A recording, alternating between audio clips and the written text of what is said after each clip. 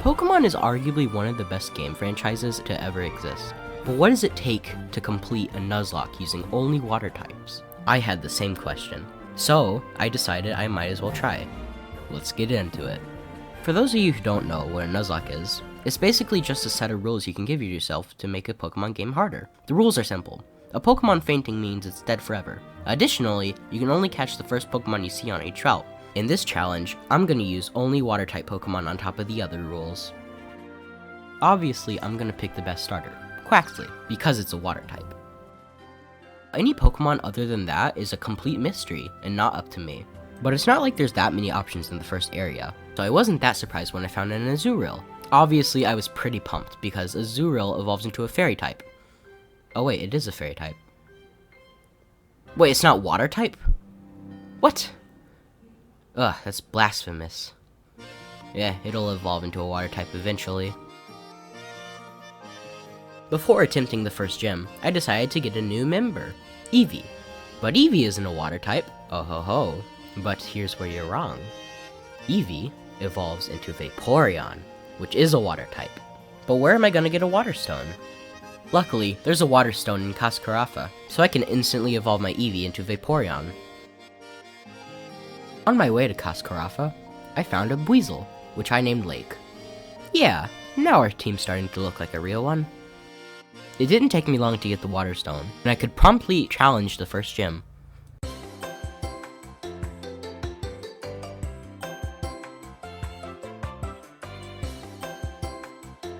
Katie was pretty easy to beat, and that's the first gym down.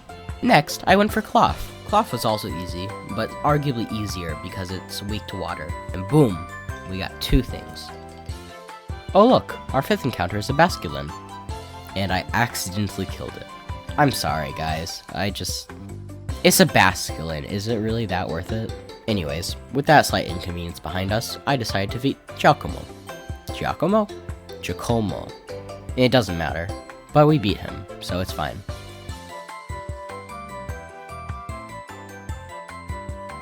After finding a Love Disc in a Slowpoke, the first scary gym fight, Brassius, is up next. At least that's what I thought. I accidentally went in the wrong order, but that's alright.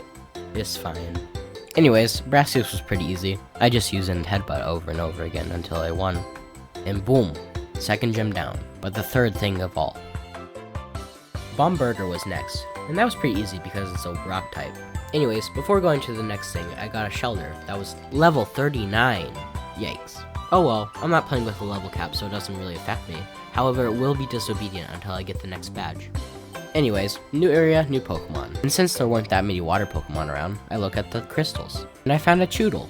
It immediately goes into the box because my team's already pretty good, so I decided to go to Earthworm because, you know, I don't know, scary. Like, really scary. Super scary. But yeah, I just used Low Sweep on Earthworm because I couldn't use a ground type move. One, because I don't have a ground type move, and because Earth Eater. And next up is Iono.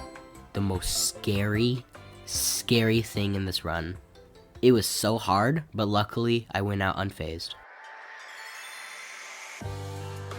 Without further ado, let's go to Mela. She was pretty easy because fire type, so with that, we beat her. Next up is Kofu. Ah, a fellow water type user. Our battle will be legendary. So apparently Vaporeon can learn Trailblaze, and Azumarill can learn Grass Knot. And again, we get another badge. Next up is Atticus. Atticus was actually pretty tough, but still, I beat him without any losses. After finding this Gastrodon, I decided to order some food, and that ended up unlocking the gym. I started off with Cloyster so I could use a Razor Shell, and luckily I got a critical hit. Next he sent out his Dunsparce, so I sent out my Quaquaval. I just used a super effective Low Sweep. Sadly it didn't Oko, but I got it out the next turn. I stayed in with my Quaquaval so I could use another Low Sweep on the Staraptor. And I kinda forgot the Staraptor is a flying type, but it's fine, I didn't die. And that's Larry. Up next is Ryan. Same thing as before, I just used Quaquaval mainly, but I also had Vaporeon so I could use Muddy Water. I decided to Terrastalize as soon as I could to get the Omni Boost. And basically, it was an unfair fight. I just set up and, like, won. But that's where I'm down. Next up is Great Tusk.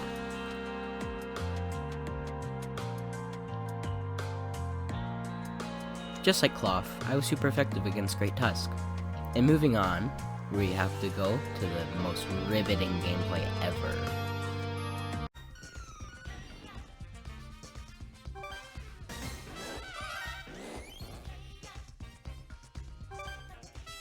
All jokes aside, the Psychic Gym was actually pretty easy. I just used Bite and other high damaging moves. It was at this point where I was starting to get a little bit under-leveled, but still, I prospered. Also, by the way, if you made it this far into the video, and you like it, make sure to leave a like and maybe consider subscribing. Who knows? I will make more content like this.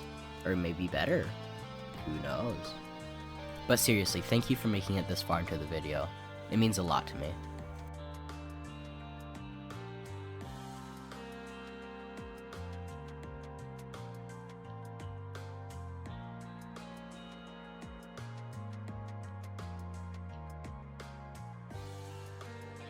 Next is Grosha, and I actually got the rare Koraidon Snow Glitch, which is pretty cool. But anyway, since Quaquaval is a fighting type, it was actually pretty easy because the fighting type is super effective against ice type. And this is the 8th gym, so I can go to the Elite Four after this. But first, I'm gonna finish up the other quests. Ortega was next, so I didn't use Quaquaval too much. I did use Gastrodon, though. Look, Ortega has an Azumarill just like me. I can't believe it. He would use such a cool Pokemon against me. That's just too bad. But anyway, that was up, so. Next up I got this Tatsugiri, and I faced the Titan Dondozo. And the Titan Tatsugiri.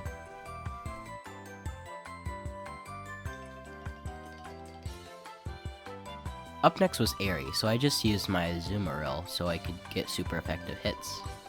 It was pretty efficient. Then I had to get this interview, and I answered honestly, don't worry. And next up is the Elite Four, starting with Rika. I started off with Slowbro so I could get off some grass knots. Next I sent in my Cloyster and I used Razor Shell, which OHKO'd the Diglett. And then I used a Muddy Water with my Vaporeon, and it was pretty efficient. Then sent out my Azumarill and did the quad super effective Aqua Tail. Next I sent in my Cloyster, and I wasn't paying attention, so I used a water type move like 3 times in a row, even though Clodsire has Water Absorb. That was just really stupid of me, but like, I won anyway, so it's fine. Next up was Poppy, and I led with my Gastrodon. And let me just tell you, Earth Power is a really good move. Next up was Corviknight, so I switched into my Vaporeon. I just used Aurora Beam until I beat the Corviknight. Next up was Magnezone, so I went back to Gastrodon and used another Earth Power. I stayed in with Gastrodon against the Bronzong because I didn't realize it had Levitate. But it's fine, I just healed up and used Muddy Water until I beat them. I went in with Quaquaval so I could get a good hit onto Tinkaton. I ended up OHKOing it. I can't believe it, this was just so lucky. And that's Poppy down, next up is Larry. I decided to lead with Vaporeon so I could get a super effective Aurora Beam. I stayed in with Vaporeon against the Staraptor. Did some pretty big damage so I healed up. It kept doing big damage so I healed stalled for a little bit and then I finished it off with an Aurora Beam. I went in with Cloyster against the Altaria. That was a very good choice as I OHKO'd the Altaria. I went in with Gastrodon because I completely forgot that Flying type was immune to Ground type. But it's fine. It's fine. I survived. Everyone still survived. Flamigo was next, so I sent in my Azumarill, hoping that I could at least get a big chunk of damage down. And I did. I managed to beat it with no losses again. At this point, I was running low on healing items, but I had to go on. I led in with Cloyster against the Noivern. It was pretty effective, as I two-shot the thing. Next was the Drogalge, so I sent in my Vaporeon so I could do an Aurora Beam. And I figured out quickly that it had Thunderbolt, so I decided to Terrasilize so I could become a normal type. There has been no deaths quite yet. Hassel sent out his Flapple, so I sent out my Cloyster. But I didn't realize what was about to happen. I didn't quite kill the Flapple, and it just so happened to kill me. I knew I couldn't give up. This was for you, Lake 2. I sent out Quaquaval and I used Aqua Step so I could get a speed boost. Next was Haxorus. I sent out Vaporeon and used an Aurora Beam. And Vaporeon lived on 1 HP. My heart was racing at this point, so I healed up and finished him off, living on 1 HP yet again. Scalper was next, so I sent out a Zoomerl so I could use a Play Rough. After 3 hits, the back Scalper was down. Thank you, Lake 2. You will be missed. Always and forever. Alright, time for Gita. I led with my Slowbro, hoping that I could do a decent amount of damage against the Espathra. I actually got the confusion off from the Water Pulse, but it didn't do that much damage, so I decided to do a Grass Knot. But that did even less damage, so I decided to use Headbutt. Next was King Gambit, so I decided to switch into Quackle Ball. I used the quad super effective low sweep, and it ended up OHKOing. Next was Go-Go, so I decided to stay in and use Acrobatics. It didn't quite OHKO, but it used Bulk Up, so I was able to do it again. Next was Veluza, so I sent out my Gastrodon hoping that Earth Power would do enough damage. And it did a decent amount of damage as I was able to two-shot it. Next was Avalugg, so I sent out Quackle Ball again so I could use the low sweep. I ended up three-shotting it, so I had to finish her ace, Glamora. I swapped into Vaporeon and I opened with Muddy Water hoping that I could do enough damage to one-shot, but it didn't work. After living on 53 HP, I was able to finish it off, and so with that I finished the Elite Four. Rest in peace, Lake 2. Next up was Director Clavel, and I led with Vaporeon. He led with his Oranguru. I just used Bite until it put me to sleep. I read his next move and I used an Awakening. In fact, he used a Dream Eater, so it did nothing. But it didn't quite kill, so I had to use another Bite. He did end up damaging me though. Next up was his Abomasnow, so I sent out my Quackle Ball. He used a low sweep. It would have two-shot, but he used an Aurora Veil. But luckily I didn't have to attack again, as it used a recoil damaging move. Next up was Houndoom, and I decided to heal.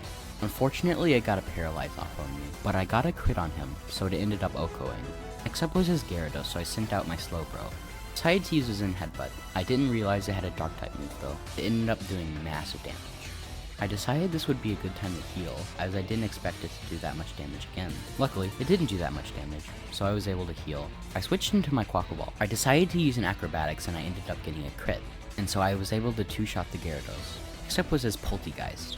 I knew Vaporeon had a Dark-type move, so I decided to swap into that. It did a bunch of damage to me, so I decided to heal up. Got a crit on me, so I decided to heal again, hoping that I would get another roll. Luckily this time it did below half. I was able to finish off the Poltegeist the next turn. Next up was Meowscarada, so I decided to switch into my Azumarill. Since a new bounce, I was able to three-shot it, and with that, we defeated Director Clavel. Next up was Arven. Luckily my team counters his team pretty well, so it was no big deal. And with that, we defeated Arven. Next up is Penny. And I forgot to record it. Oops. Oh well. Sorry about that. Anyway, let's get to the fun part. Alright, time for the final boss, Professor Sada.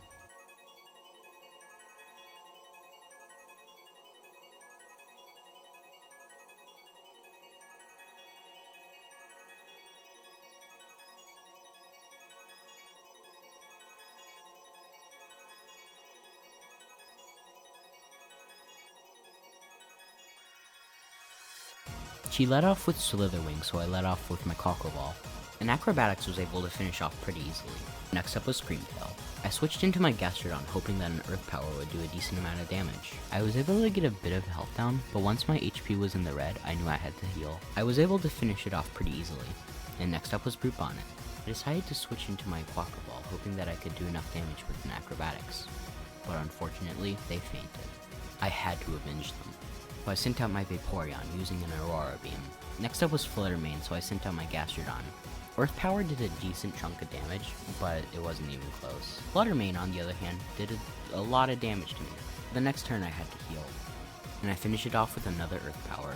Next up was Sandy Shocks, so I stayed in with Gastrodon. I tried an Earth Power, hoping that it would do a lot of damage, and it did. It did over half. I had to heal again, as it was faster than me, but I took it out the next turn. Finally was Roaring Moon. I sent out Waterfall and it was no contest. I one-shot it with the Play Rough. So yeah, you can be a Nuzlocke using only water type Pokemon. Thank you for watching, like and subscribe.